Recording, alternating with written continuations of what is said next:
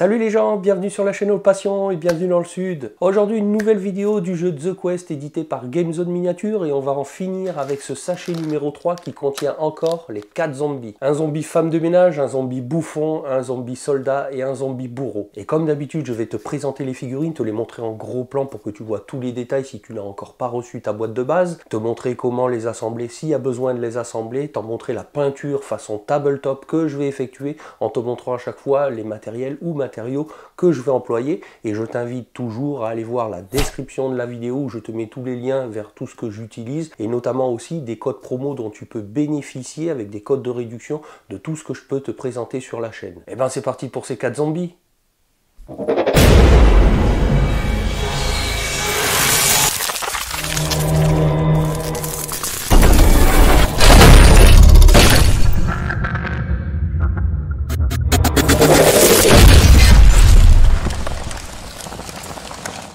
Je récupère donc ces 4 dernières figurines dans le sachet numéro 3.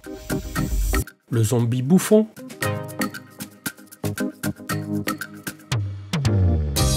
le zombie femme de ménage,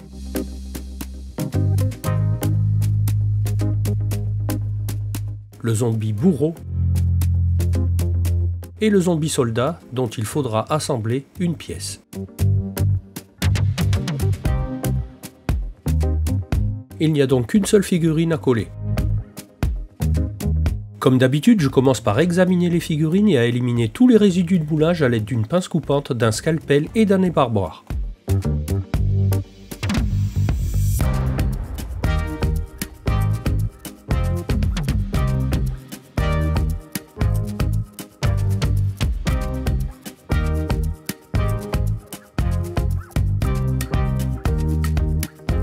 J'en profite après ça pour assembler le zombie soldat par collage.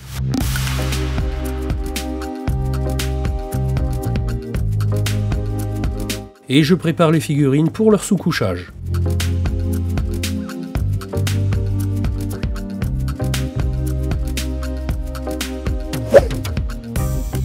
Je vais d'abord sous-coucher toutes les figurines en noir pour ensuite effectuer un zénithal en blanc.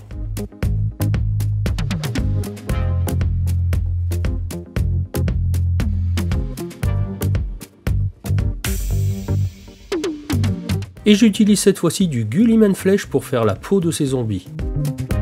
Et il faut faire très attention car leur peau est parfois visible au travers de trous ou de déchirures qu'ils peuvent avoir dans leurs vêtements.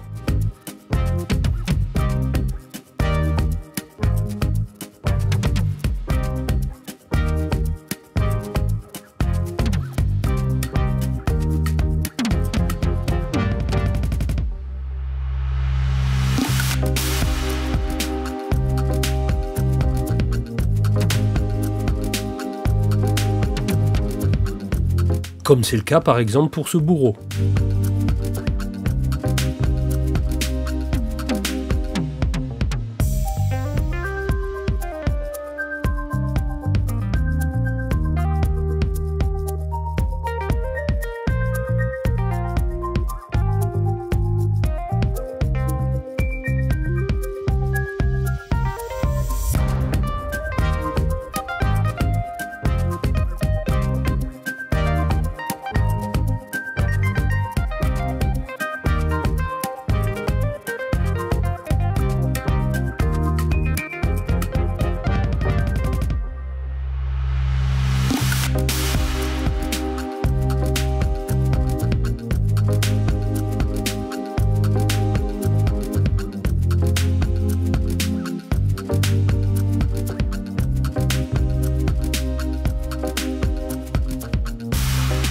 Encore une fois, chacun pourra choisir les couleurs des vêtements de ces zombies, mais moi j'ai choisi de faire la robe de cette zombie femme de ménage dans les tons verdâtres et en bicolore.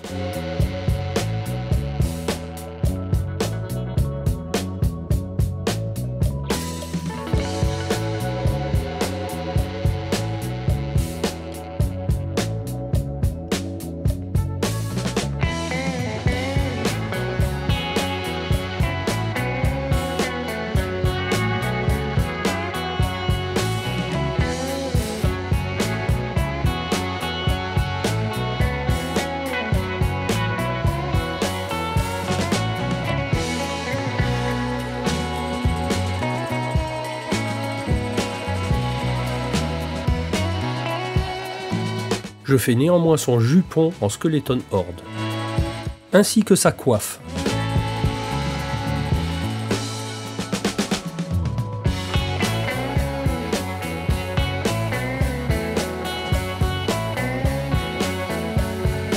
Reste à faire son corset dans une couleur qui contrastera bien.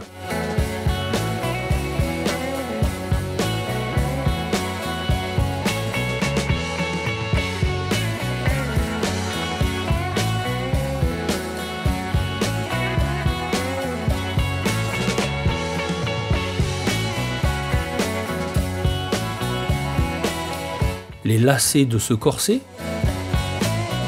et ses chaussures.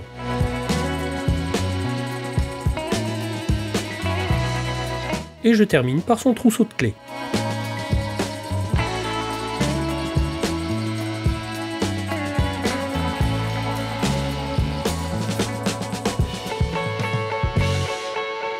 Je poursuis avec le zombie bourreau en attaquant par sa cagoule.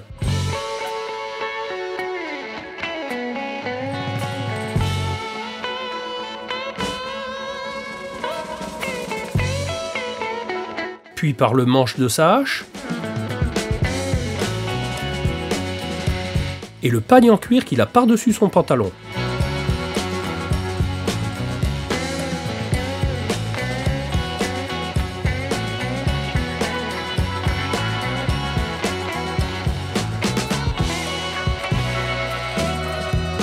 Pantalon que je fais en Agaros Dune.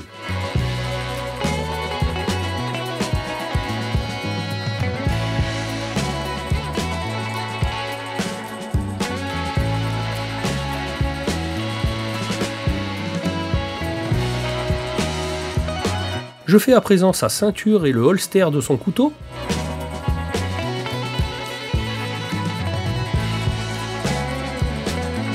Ainsi que ses bottes. Et c'en est fini pour ce zombie bourreau pour l'instant. Je m'attaque maintenant à ce zombie bouffon pour lequel j'ai décidé de faire une tenue multicolore assez bariolée comme un bouffon. Et je commence par délimiter les zones que je vais tout d'abord peindre en bleu.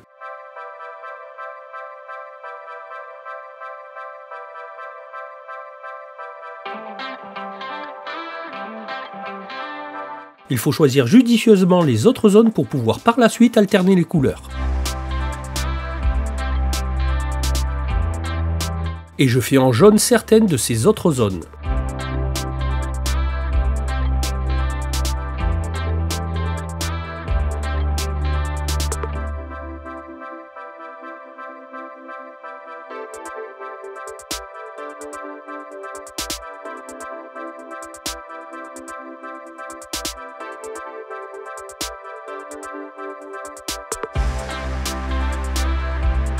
En vert son pantalon et sa capuche.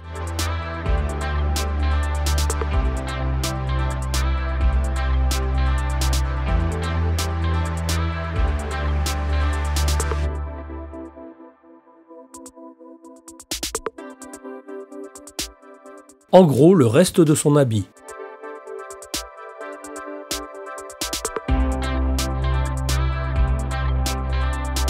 Je repasse un peu de blanc sur toutes les zones où j'ai débordé, notamment sur toutes ces clochettes.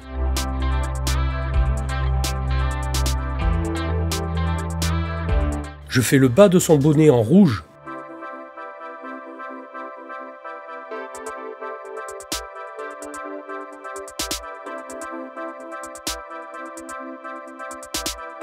Et j'en profite pour commencer à peindre certaines parties de son bonnet qui est composé de plusieurs morceaux de tissu différents. Enfin moi j'imagine son bonnet comme ça.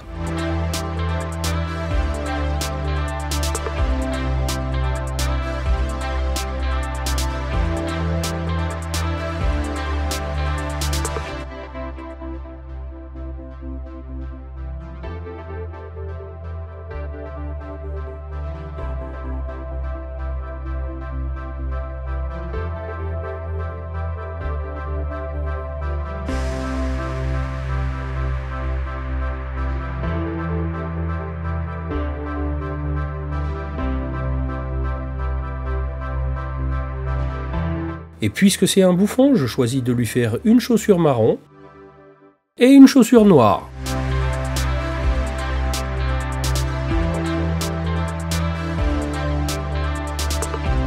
En attendant que tout cela sèche, je reviens sur le zombie bourreau pour lequel j'ai oublié de faire sa hache. Et son couteau.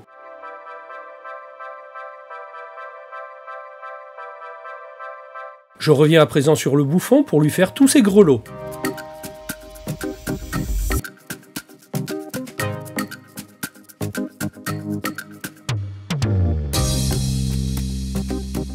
C'est la figurine zombie qui m'aura demandé le plus de temps, mais ça se comprend de par la tenue que j'ai voulu lui faire.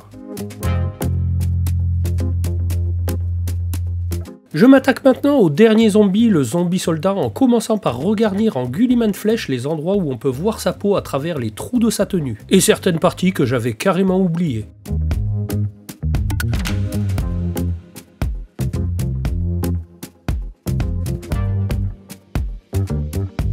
Je commence par faire le manche de sa lance.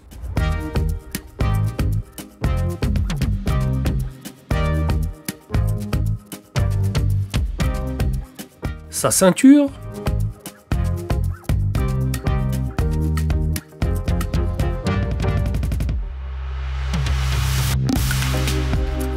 Le haut de sa tenue avec capuche.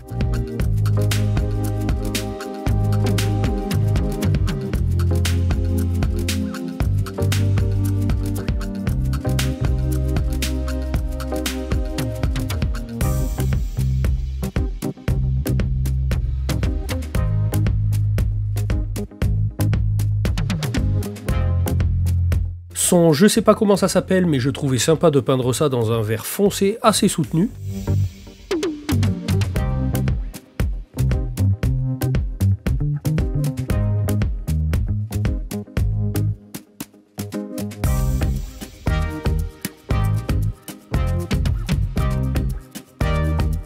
Sa chemise en gris foncé.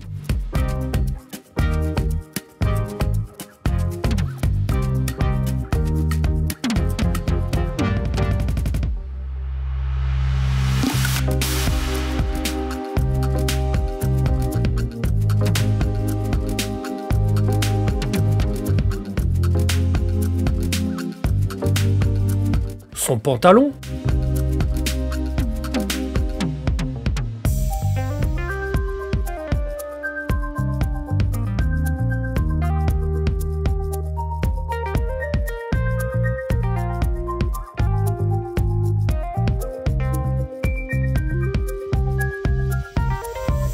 Les parties métalliques de sa lance et des équipements autour de ses poignets. Et enfin sa chaussure. Oui, sa chaussure parce que lui n'en a qu'une.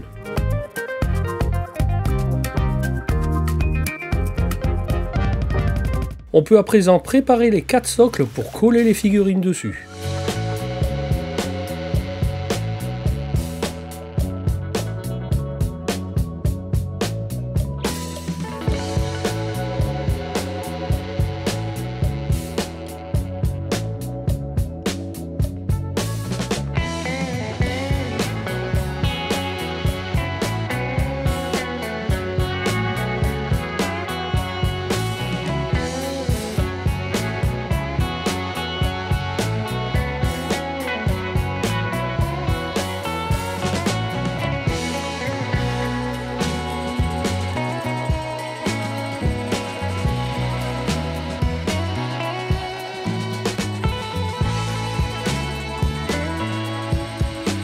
Il est temps de passer un peu de l'avi ou du shade en anglais, tu pourras choisir entre de l'Agraxor Shade et de l'Atonian Camo Shade que je vais d'ailleurs choisir pour renforcer le côté sale et verdâtre de ces morts vivants. Je ne vais d'ailleurs même pas chercher à comprendre, même si j'ai utilisé des peintures contrastes et en appliqué littéralement partout.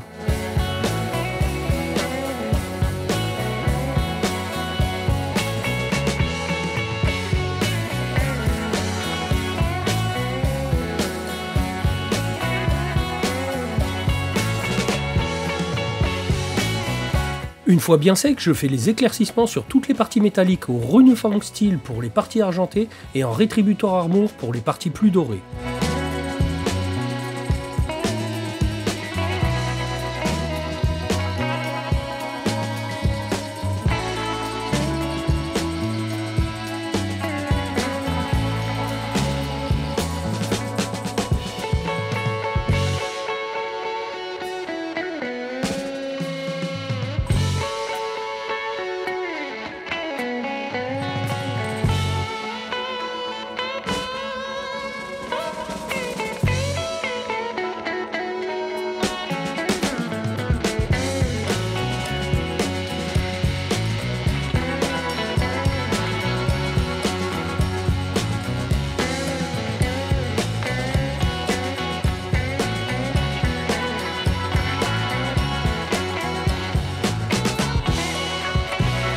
Je rehausse ses grelots, mais également je réalise quelques petits liserés sur le bord de son costume.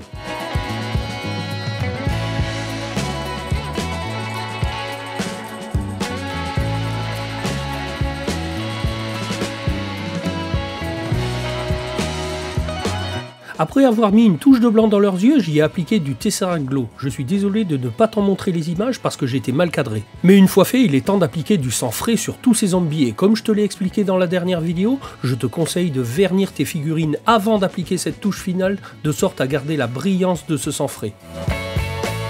Toujours être vigilant avec ce sang et en appliquer avec parcimonie au risque de gâcher tout ton travail de peinture.